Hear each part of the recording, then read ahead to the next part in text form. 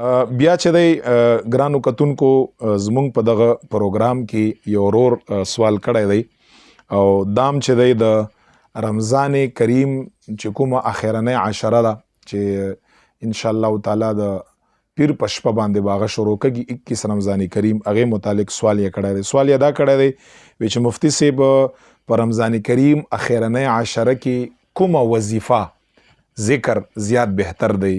ماشاءالله دا زموږ ورور به ذاکر وي.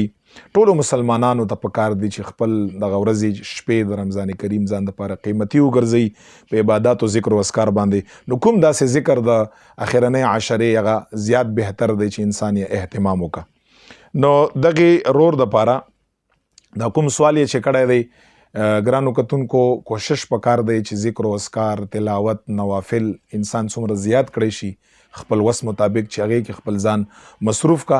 نو جواب یې دا دی چې په ذکر خو عام طور باندې هر یو ذکر ثواب لري، بهتر دی، خدای پاک ذاکرین خوښ دي، رسول الله مبارک صلی الله علیه وسلم ذاکرین خوښ دي، ډیر فضیلت یې دی. خو په حدیثو کې چې سړی وګوري نو رمضان کریم اخرنۍ عشرې چې کوم هغه دی ذکر دی، هغه ذکر چې کوم دی هغه دی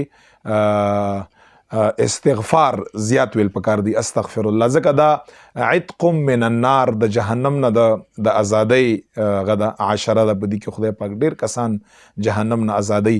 او بیا خصوصي توګه باندې په حدیثو کې چې کوم ذکر راغلی دی په اخرنۍ عشره کې ډیر فضیلت یې هم دی.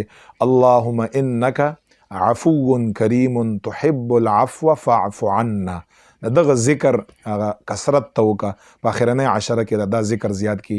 اللهم انک عفو کریم تحب العفو فاعف عنا. خدای پاک ته کریم ما ته عفو وکړي، بخنه راته وکړي، دا معنا یې ده. بل واعوذ بک من النار، د جهنم نه هم په دغه عشره کې ډیره پناه غواړي. سوال د جنت تکا او جهنم نه ده په دغه عشره کې زیاته پناه غواړي چې کله منځونه وکړو هغې نه پس دعا غواړي. نو دا د ډېر یي چې خدای پاکه زمونږه جهنم نه آزاد کړي، جهنم نه وساتي. نور استغفار د پکې ډېر یي، دغه اللهم انک عفو کریم تحب العفو فاعف عنا دا د پکې ډېر یي، استغفر الله د پکې ډېر یي، درود پاک د پکې ډېر یي. خصوصا چې په آخر عشره کې د قرآن کریم مبارک تلاوت اهتمام پکې ډېر کړی. او بل چې کوم ذکر هم انسان لورځي هغه ذکر دی، ثواب یې خو استغفار او د اللهم انک عفو کریم د دې فضیلت او ثواب زیات دی. مونږ هم په خپلو دعاګانو کې سره یاد ساتئ. خدای پاک د زمونږ او ستاسو دا کاوش قبول او منظور کا.